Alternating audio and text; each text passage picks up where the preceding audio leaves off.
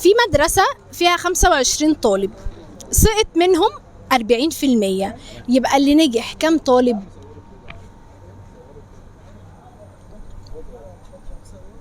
آم، 15. لا، طب قولي حسبتها ازاي؟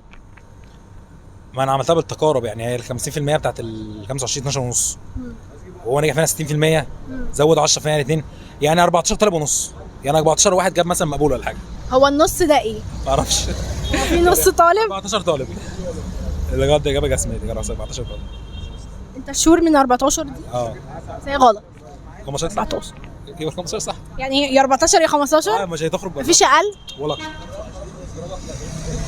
ايوه 25 في 40%، بس يعني اصل انا تجاره برضه يعني. حاولت اعمل ذكيه عليك بس انت تجاره، معلش مش هقدر العب مع بتوع تجاره. يا 15 يا 14. انا مش هقدر اقول برضه. خلاص ماشي. ايه